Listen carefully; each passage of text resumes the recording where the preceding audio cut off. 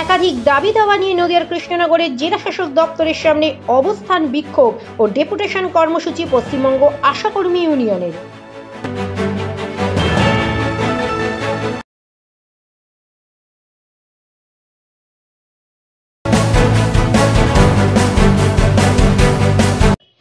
ন্যূনতম বেতন বৃদ্ধি সহ একাধিক দাবি নিয়ে এবার রাস্তায় নেমে প্রতিবাদ আশাকর্মী ও অঙ্গনওয়াড়ি কর্মীদের। এদিন নদিয়ার কৃষ্ণনগরের জেলা শাসক দপ্তরে বিক্ষোভ কর্মসূচির মধ্যে দিয়ে ডেপুটেশন জমা দেয় পশ্চিমবঙ্গ আশাকর্মী ইউনিয়ন। মূলত তাদের দাবি, কাজের জন্য বিশেষ প্রয়োজন হয় স্মার্টফোন, কিন্তু রাজ্য সরকারের তরফ থেকে মাত্র 10,000 টাকা ধার্য করা হয়েছে স্মার্টফোন কেনার জন্য। এই টাকায় কখনোই 5G ফোন কেনা সম্ভব নয়। শুধু তাই নয়, আশাকর্মী এবং অঙ্গনওয়াড়ি কর্মীদের অবিলম্বে মাসিক বেতন বৃদ্ধি করতে হবে, নাহলে আগামী দিনে কর্মবিরতির হুঁশিয়ারি দিয়েছেন আন্দোলনকারী অঙ্গনওয়াড়ি কর্মী থেকে শুরু করে আশাকর্মীরা।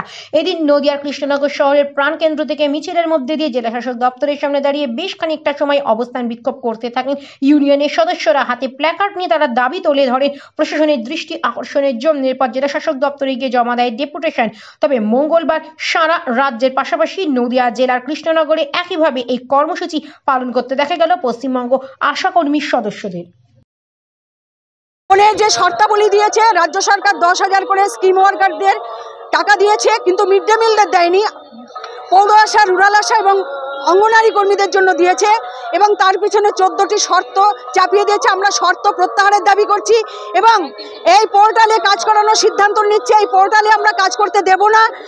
আজকে আমরা এই জন্য পথে নামতে বাধ্য হয়েছি। আশাকর্মীদের কাজ করিয়ে 3-4 মাস 5 মাসের ইনসেন্টিভের টাকা বাকি রাখা এবং 1 বছর ধরে পিএলআই টাকা বাকি রেখেছে।